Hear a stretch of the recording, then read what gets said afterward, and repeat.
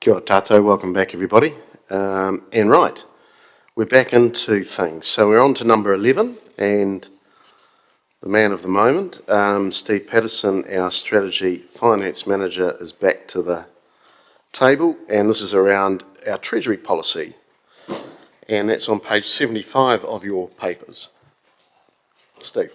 Yes, good afternoon, councillors. Slightly different thrust from the last report. As you know, the legislation requires us to have both a liability management and an investment policy. We choose to combine those into one thing we call the Treasury policy. Once upon a time, these policies used to have to be part of the LTP. They're not now, because some of the things that used to be required in them are now not required, and they've become much more an operational policy as opposed to a philosophy or strategy policy. And so those policies, in fact, the key parts of some of the things we have in here are defined through the financial strategy, and the main one of those is in relation to the limits that we set ourselves as being prudent limits for borrowing. So they are in the financial strategy and part of the process of being adopted through the LTP process. I'm just wanting to have this policy updated in one or two small places where the terminology needs to just reflect what we're doing now. And if you like, I've reserved the position to say that once we've been through the consultative process and you've made the decision about what the new borrowing limits will be, particularly the debt to revenue one that's proposed to be increased from 200 to 250, that we'll have a resolution to get you to pass in June, which says just amend this Treasury policy to incorporate that new limit as well. I could have put it in here, but that would be the cart before the horse a bit, because you haven't actually consulted on that aspect yet through the financial strategy process. So in summary, there's very, very little change here. The two or three places, the things that have changed are mentioned here in the report, and so I just seek your adoption of it. Councillor Ward. Thank you, Mr. Mayor. Just one question for you, Steve. Possibly an administrative one, but I just wanted to understand why the changes to the policy haven't been highlighted in red like the previous document and other policy changes we've had in the past. A mistake of mine in a sense, in that when I started typing stuff, it was recording every single little thing that I did, and a lot of them were just changes to formatting as opposed to any substance to the policy, and I felt that that was going to be more off-putting to you than just highlighting the things, because the number of changes are relatively small. I perhaps could have gone through and highlighted them in red, I suppose, but that wouldn't have shown what had been removed if I did that then. So, all right. Apologies for that, but I felt that the intention was there to do that originally, as you suggest. All right, are there any other questions of Steve? No, there being none. Thank you, Steve. All right, we have two recommendations to Council. The first one is that Council adopt the updated Treasury policy incorporating the liability management and investment policy pursuant to section 102 of the LGA 2002 Act, attachment 1, and 2, that Council note it will review the specific borrowing limits contained in clause 3.6.1 of the Treasury policy as part of the process of developing its financial strategy for the 2024-34 LTP, and that if the outcome of the review is that there are changes to these limits, the Treasury policy will be updated to include these.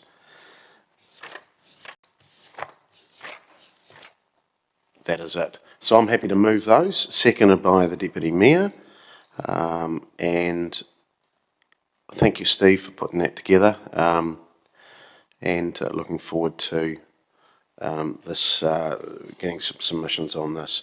So I'm happy to move, and if no further comments, we will vote, please.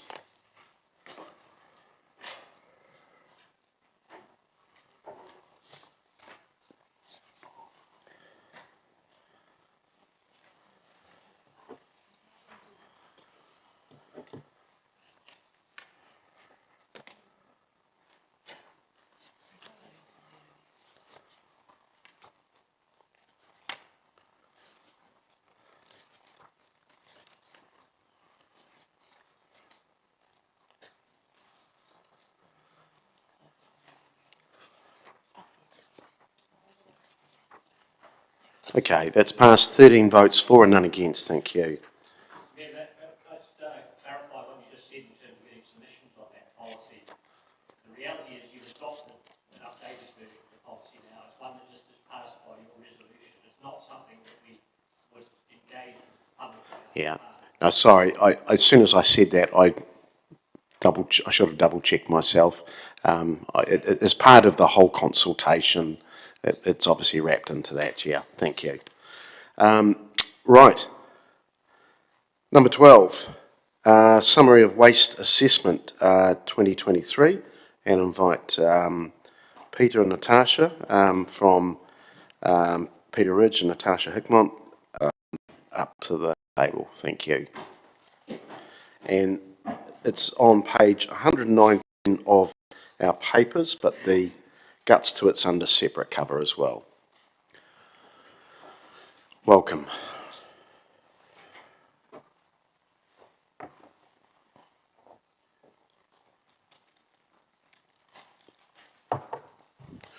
Kia ora koutou. Thank you very much. So the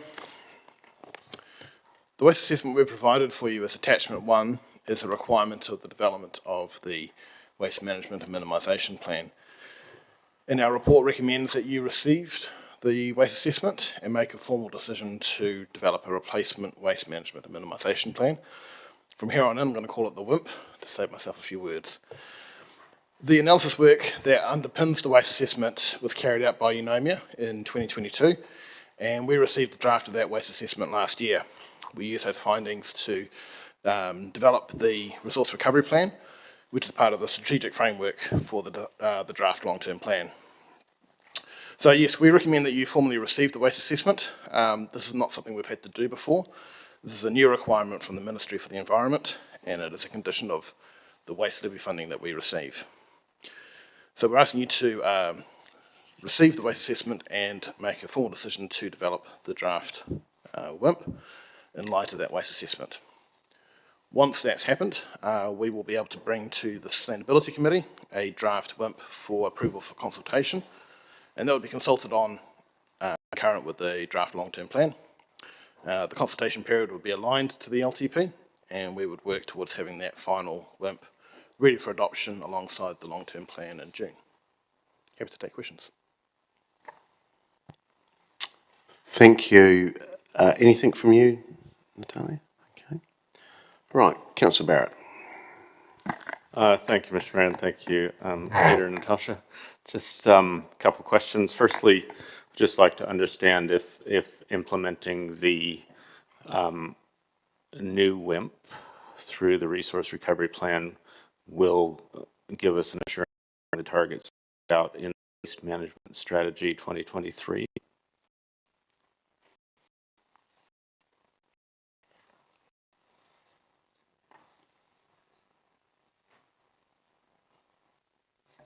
That's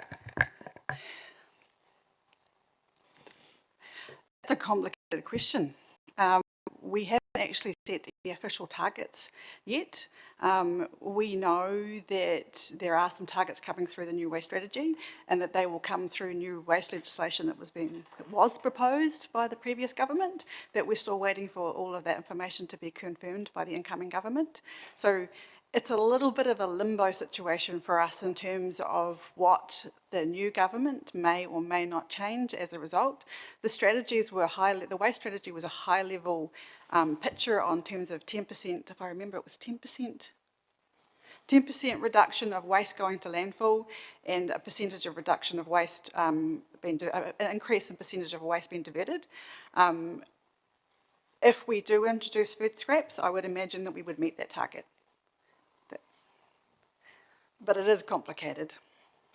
So has there been any analysis undertaken around how well we are placed to meet those targets?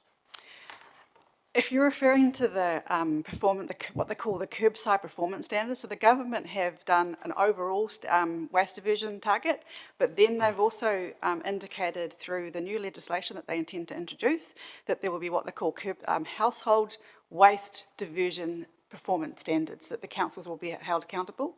30% by 26, by 2026, 40% by 2028, and 50% by 2030, not 2050, by 2030. We currently sit with our curbside recycling, we currently sit at around 28 to 29%. So we could meet the 30% target with a bit more improvement in terms of what we do with curbside recycling. We could meet the 40% target with food scraps. Most councils are asking the government how they intended us to meet the 50% target because none of us is quite sure how we would intend to meet that target. No one can figure out that. And just to add on to that, one of the difficulties we face is that the details of these targets haven't been revealed to us, so we don't know how they're going to be calculated or what benchmarks or sort of benchmark year we'll be working against. So understanding the extent to which we would hit those targets is still contingent on getting that detail. But what was set out, as Natasha points out, is probably a fairly good attempt to hit those targets. And once we know those details, then we can certainly look to adjust if we need to. Thanks. In terms of the co-funding that MFE currently sends to us through the waste levy, do we get a chance to kind of road test whether our plan is likely to continue to attract that co-investment over the life of the plan, or is that kind of an area of uncertainty for us? That is also an area of uncertainty because the MFE indicated through the previous government that they wanted to reallocate how the funding was distributed proportionately to councils. So just to clarify, the current waste minimisation levy funding is collected from class 1, 2 and 3 landfills. All of it goes to central government. 50% of it is held as a contestable fund that is made available from MFE. The other 50% of it is distributed to councils currently on a population basis. There are some councils that find, particularly those councils that swell during summer or during peak tourism times, they feel that they're not getting enough money to fund the waste minimisation required during those times. But no changes to us have actually been, we don't know what they look like. All we know is that it will continue as we currently receive. I will also tell you that the money that we receive in arrears after the money is collected. We don't see how much is collected. We kind of just get the money every quarter and we go, oh, that's how much it is. That sounds terrible, but that's the situation that we are in. I can tell you that the amount that we have received in the last few years since the levy has increased has gone up quite substantially. Thank you. Thanks for that information. If I've read the proposed plan right, we're not expecting to implement food scrap collection in the city until 2029, 2030. Can I understand why we're not doing that sooner? There's a lot of decisions that we still need to make, and I guess one of the biggest one that we need to have is a processing facility within a fair distance of our community to send the compost to, or the food scraps to, sorry, I'll rephrase that, the food scraps to. So in year one, there's an operational program to do a detailed analysis on what a processing facility would look like, what facilities are becoming available. I am saying so. We do know that there is to develop facilities in our region. We can sooner. We will.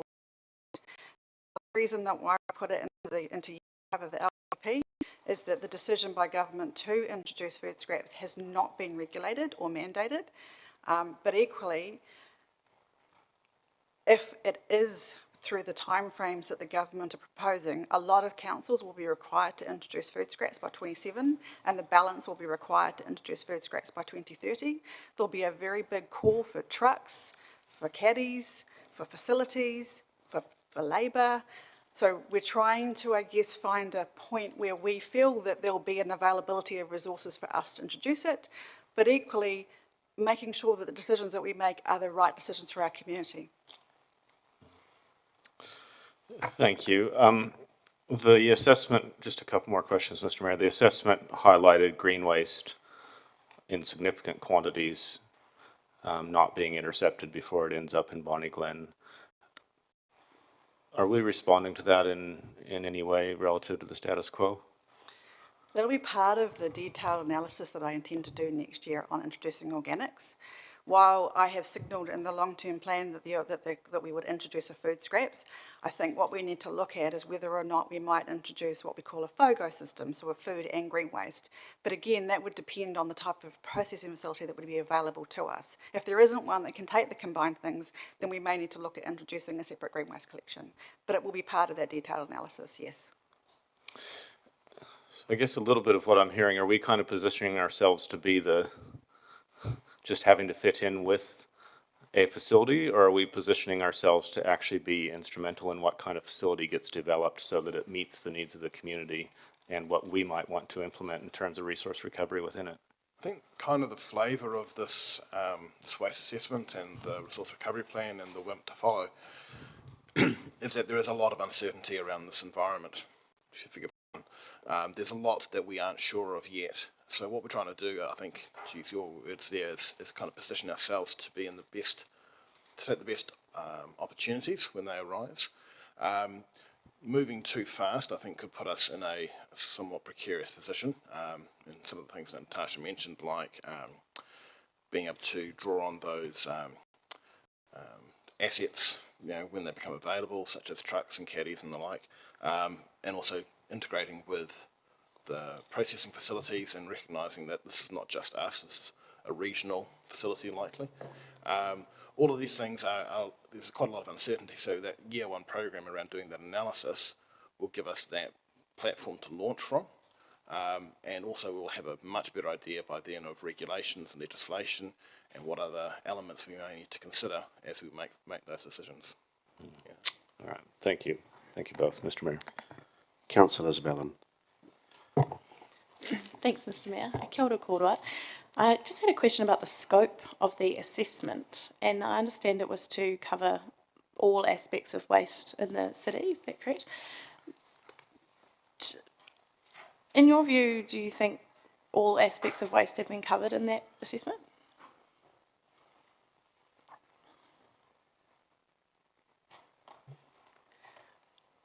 I would say what we know about, yes, which is also why we use consultants to do the waste assessment.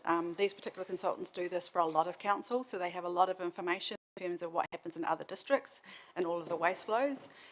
I mean, we can't measure or manage people who are home composted. So we don't know what happens there. We don't know what happens with people who might burn waste. We don't know what happens with people who might bury their waste on a farm, as an example. I'm giving some examples where these are things that we don't know about, so we can't measure or manage. What we have put in here is the information that we're aware of.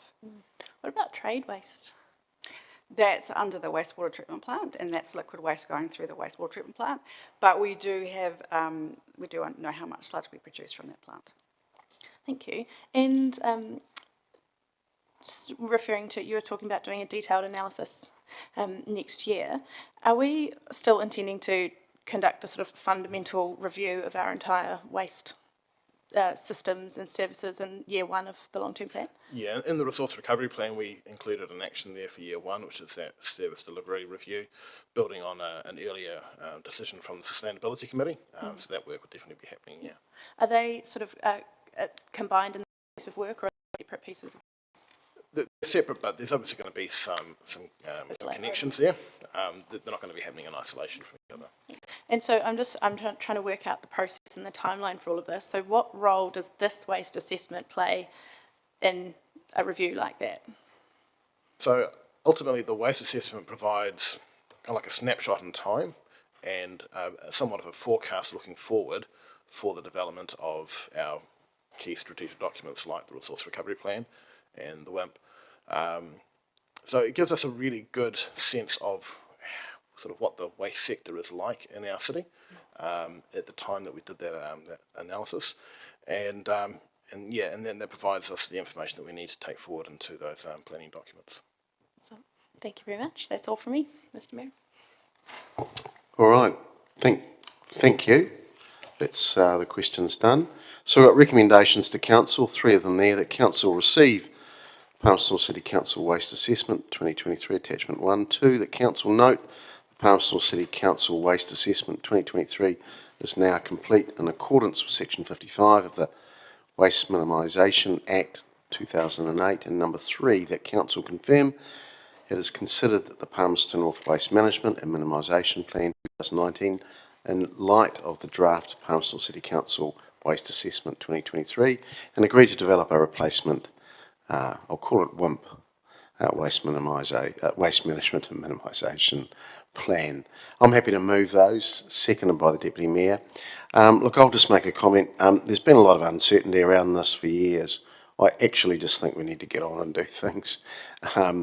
It's great that we've got some hard data, but we've always got hard data. I just think we need to just keep moving ahead aggressively, and I think some of the questions that were sort of asked sort of are in that general direction as well. I wouldn't be taking a huge amount of time on this office. We just move ahead. So I encourage you to move with some haste on that. Councillor Barrett. Thank you, Mr. Mayor, and certainly concur with those comments about keeping moving and not getting too stuck by uncertainty. We should be masters of our own destiny to the extent that it's possible here. It's an interesting assessment and a rather mixed message to me coming out of this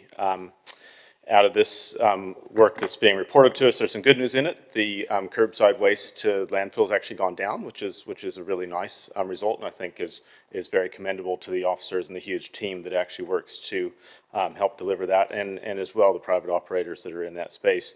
But overall, we see that waste to landfill is actually heading in the other direction. It's actually heading up, which is obviously not where we want it to go. My concern on reading the assessment and in light of the waste strategy that is MFE's current direction is that what is in our resource recovery plan and what is in the draft waste management minimization plan does actually look a bit light touch.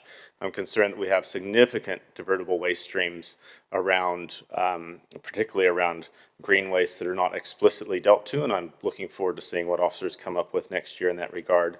And also a very significant waste stream coming out of institutional organization, commercial and industrial, to the order of many tons of things that are actually quite easily intercepted, like cardboard, that we still aren't actually getting out of the system. So I do think there's a lot of potential for improvement here. I am a bit concerned that what we have by way of a plan is light touch, but we'll look for the next stages of assessment and hope that we can really lift this area. It is an area of basic service provision to our community, that they have expectations of it done well. And I think what this assessment shows us is that we've done a respectable job to date, but we could be doing much better. And so I hope that we can get there as soon as possible. Thank you, Mr. Mayor. Thanks, councillors. Yes, agree. I mean, our population has increased, and obviously we've gone through quite a building boom, and are still in it in terms of a commercial building boom. So that building, diversion of that building or construction waste is something that other councils are doing very, very well. And I know we have started that, but probably got some way to go there. And obviously the institutional and hospitality waste streams that can be developed there as well. Okay, we have the 3 recommendations there. We will vote, please.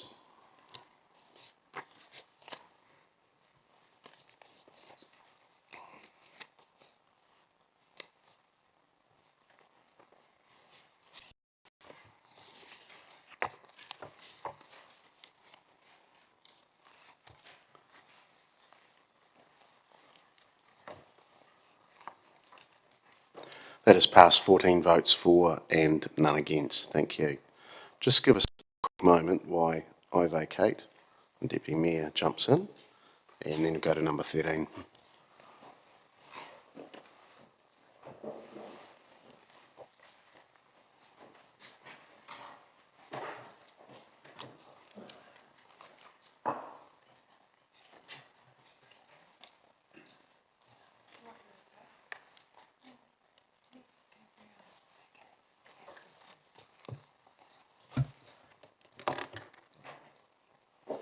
Thank you.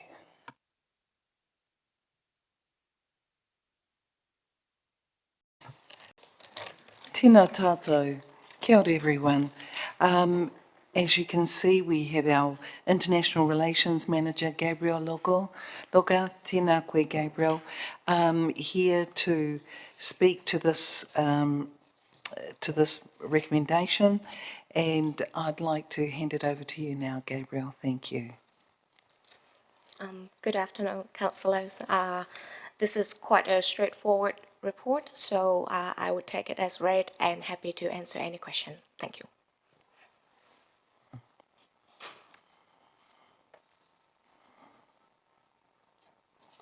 Any questions? Yes, here we go. Thank you, Councillor Bowen. Thank you, Deputy Mayor. Thank you, Gabriel, for the report. I do have a couple of questions. One, quite administratively, I saw in your report at 2.8, you said it had been confirmed that the invitation was fine for a smaller delegation than 5. I also wondered if it had been confirmed that we were, that they would accept confirmation past the due date that was identified in the invitation, which was the 26th of January.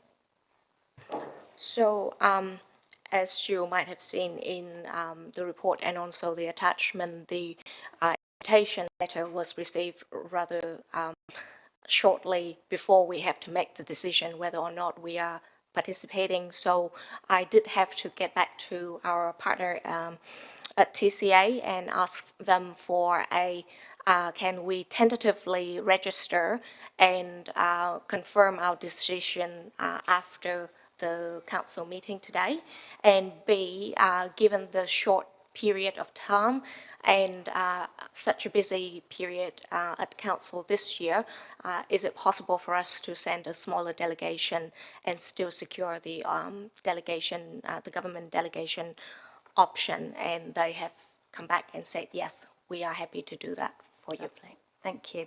In 2.9, you talk about the cost is unlikely to exceed $500. Is that just the cost for the mayor? Or is that the whole cost of the delegation? That would probably be, that is only for the mayors to travel. I have not taken into consideration here the cost for the International Education Relations and Education Advisor to accompany the mayor, as the report is focused on the mayor's approval for travel. Yes. What is the cost of all of the other people travelling? That would be flight for the other delegates to go over to Taipei. Accommodation will be covered under the package offered. So when you say delegates, can you just confirm for me who that is? At the moment, it is proposed that the International Relations and Education Advisor to accompany the mayor. Is that just you, one person, or is That's that two not people? me. That is one person. That is not me. That Okay. is our advisor. Right, thank you. And then the cost of, it's Adam, the Principal Advisor Climate Change, his cost to travel, how much would that be? He is already in Taipei, so Right. there won't be any cost of travel Good. for him. Lovely, thank you for clarifying. Did I have anything else? Oh, yes, 2.10. You talk about the limited impact on formal council business. I'm reasonably familiar with the mayor's busyness, and I find it hard to believe you'd only be doing one meeting in those 5 days. So what's the likely impact on the, let's call it, informal council business of the mayor? I only got the access to the formal meeting calendar of council, so that is the meeting that I presume the mayor would either have to miss or attend online. Any other informal business of the mayor and his office, I wouldn't be in the position to confirm. So could anybody else answer that question? Can I ask one of the staff if they are able to answer the question? Through the chair, yes, we probably could answer that, but not without having to go and have a good look at the diary as to what might have been in there. So Wade, would it be fair to assume that the mayor is doing more than having one meeting in those 5 days? And on the delegation, are you talking about, or you're talking about the back here? impact on council business is not just missing that one meeting. Yeah, well, the mayor's diary is pretty full every day. Yeah. Yeah. Okay, thank you. Probably all from me. Thanks, Gabriella. Thank you, Councillor. Councillor Johnson. Thanks, Deputy Mayor. Thanks, Gabrielle. So I know in the report you said that this will be the 4th attendance at this conference, and the costs are always paid by Taipei, aren't they? Yes, that is correct. What is the value from their perspective of paying costs of delegates? What's in it for them, I suppose you could say? So if you have had a look at the attachment number through 3, you will see that this is a great opportunity for TCA and Taipei itself in terms of profiling their city in the smart city, and particularly this year the theme is around climate change. B, this is also a great exhibition for all the stakeholders in the smart city development industry, showcase their products and services to a lot of international delegates. My understanding is that this year, 2024 Smart City Summit is attracting at least over 2,500 international participants. On top of that, you have the Taiwanese delegates as well. You also have over 400 municipal government representatives and over 100 mayors or deputy mayors from around the world. So it is a very big marketing opportunity for the city. Okay, thank you for that. And what have we gained as Palmerston North or as the City Council from attendance over the last 3 years? So since my commencing as in this position, I have only had the opportunity to prepare for one summit, and that was last year. And what I can answer what has happened since last year's participation of our city in the summit is threefold. So firstly, our climate change principal advisor has received a 3-month fellowship, free tuition study in Taipei, working with their city council and the university over there on climate change and smart city development. He's also receiving a stipend on a monthly basis. So that's for 3 months. Secondly, and I unfortunately cannot delve too much into the technical terms of this, as it is not quite my expertise, but I understand from having informal chats with our principal advisor of climate change on ideas and experiments that's been raised around data and artificial intelligence applications in our city management systems. And then thirdly, I am unable to name the company, but we have been courting a Taiwanese tech company about setting up in Te Utanganui. And what I can share with you is a few of the products that this particular company is expert on, is on intelligent city services, intelligent logistics and fleet management, embedded green energy solutions, digital twin data integration and visualization platform, intelligent airport systems, smart transportation solutions, among many others. Okay, thank you. I think that's all for me, thank you. Thank you, Councillor Johnson. Councillor Naylor. Thank you, Madam Chair, and thanks, Gabrielle. Just a couple of questions from me. The compliance and administration part of the report on page 131 says, are there any funding, is there funding in the current annual plan for these actions? And it says yes. Is that specifically related just to the Mayor's travel, or is that, I guess my question is, the other costs related to the delegation of the travel for the other delegates, is there still capacity in the international relations budget to cover those costs? As you see, this is our 4th year of being invited to this, so it has been taken into account when we did our planning. There is a little room there, but also with the support of TCA's package offer, it is barely minimum cost that we're looking at. So we haven't used up the full budget, is that what you're saying?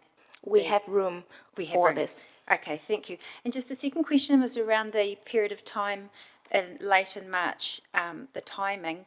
In terms of the long-term plan pre-engagement, I'm just wondering what long-term plan pre-engagement activity might be happening then, because that was part of the time frame that had been identified through by the long-term plan steering group as being the pre-engagement for that. I'm just wondering if we might want to understand what might be happening in terms of the pre-engagement at that time. Thank you. David Murphy? Through you, Deputy Mayor, David Murphy, Chief Planning Officer. I don't anticipate that there will be a significant demand on the Mayor or councillors in late March for any LTP pre-engagement. The idea is that we bring the LTP material back in, I don't know the exact date, late March, before we then start formal consultation in early April. Okay, thank you. Thank you, Councillor. Councillor Zevlin? Thank you. Kia ora, Gabrielle. I was just looking at paragraph 2.5 and point C there. This is, we have opportunities to present on the progress with our experiment with big data and artificial intelligence, smart cities.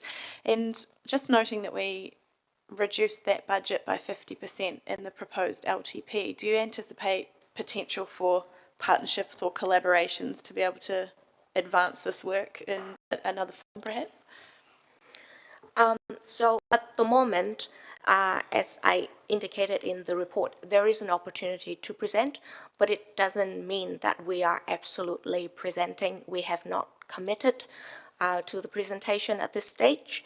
Coming back to point C, with our reduction in funding for this particular area, I cannot really answer on the behalf of the team, but what I understand is that attendance in this kind of summit and exhibition gives us more ideas of what products and what services available that we can actually apply in our city, but also it allows us to have access to a wider range of products and services and prices, so we can source out the best prices for the city. So I believe that this is going to be very helpful for the team when considering their reduced budget. Thank you, Ngā mihi. Thank you, Councillor. Councillor Arnott, thank you. Thank you, Madam Chair. Hello, thank you. There's some huge tech names, isn't there? I see there's demonstrations on wind energy, energy saving, energy storage and energy creation. I hope the Mayor will be booked in for those ones. We actually have only done the very initial registration to secure our space. We have not gone into details of which workshops or sessions that the Mayor is going to attend, but I believe that if the recommendation is approved today, then I'm sure the Mayor is going to be very keen to participate in those. Fantastic, thank you. Thank you, Councillor. Councillor Bowen.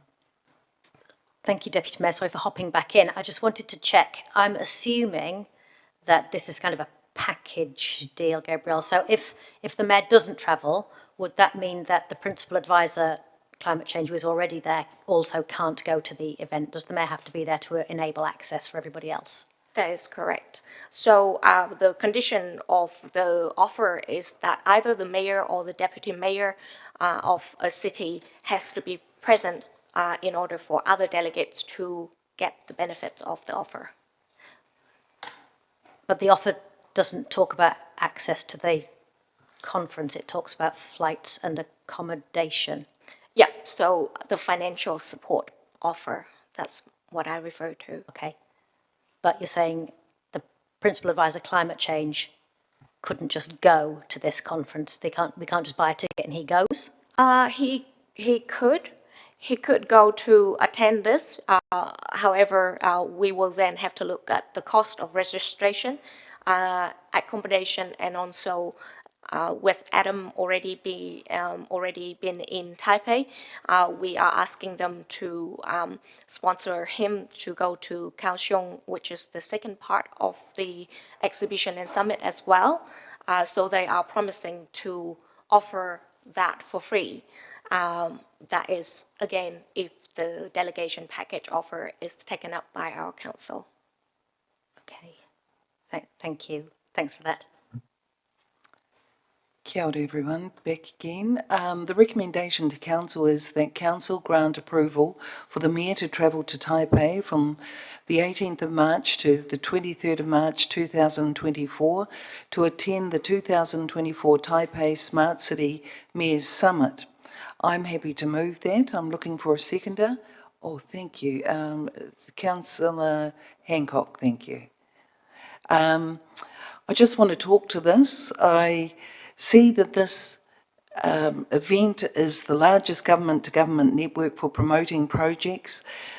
What I do know is global citizenship is significant, and we have been part of helping nurture those relationships with our own sister-to-sister city relationships, global networking with those who are of like responsibilities and like roles on issues and projects that are impacting on us all, particularly around sustainability, climate change, industry, and social development as well. The fact that we have a member of our own council staff, an officer over there as well, who's been sharing expertise and no doubt learning from a wider pool of people in his specialist area is exciting, and hopefully just one of many opportunities that we could offer our staff as well. It's an opportunity to expand our networks. It's an opportunity for Palmerston North to be at the ready should we have that opportunity with other like organisations, other councils, other government-to-government networks. So those are the reasons why I support this. The Mayor is only going to be away for 6 days. One of those days is actually a weekend on a Saturday. So I'm happy to support this for those reasons. And now I'm going to open it up for any comments. Thank you. Oh, yes, we have Councillor Hapeta online. Thank you, Councillor Hapeta. Thank you, Deputy Mayor. Can you hear me? Yes, yes we can, fine. Okay, I just want to say that I fully support you in this recommendation, and that I think this is, in the words of the Mayor, I think this is a no-brainer. I think that it's pretty much got not a lot of cost attached to it. It is a conference that the Mayor should be going to, and because we have already got Adam over there, I think we should be supporting this, and we should be supporting Adam going to the conference in terms of the sponsorship that he's already got. So I think that it is a conference that we should support. We should support the Mayor in going to it, and I think that Gabrielle put a good case forward, and I fully support what she has put forward. So I fully support this. I hope others do see the same and see the sense in this. So thank you very much, Deputy Mayor. Thank you, Councillor Hapeta. We have no further comments. We'll go back to the recommendation, as I stated earlier, and ask that we vote on that. Thank you.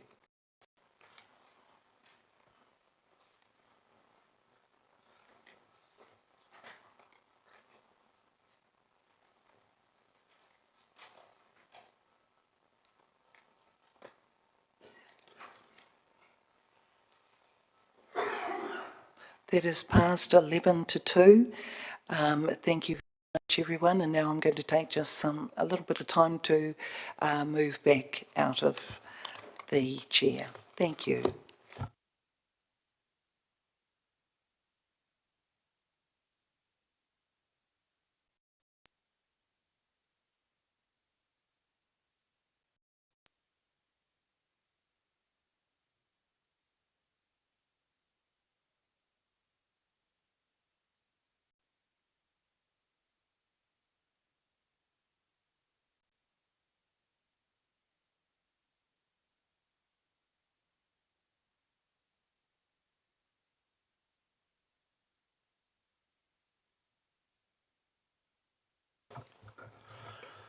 Kia ora, welcome back, or I should say welcome back to me. We now have a recommendation to go to part 2, and that the public be excluded from the following parts of proceedings of the meeting listed on page 8 of your papers, and it's around property purchases and in Awapuni and in Watergrave Street, both around third-party commercial and disclosure there. So I'm happy to move those, seconded by the Deputy Mayor, and that the resolution's made in reliance to the section 48 1A of the Local Government Information and Meetings Act. So, if there are no further comments, we'll vote, please.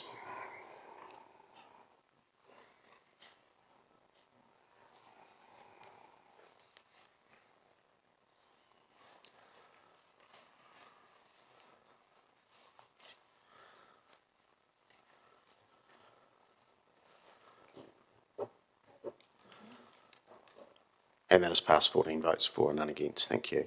All right. We'll just give us a couple of minutes to set up for part 2.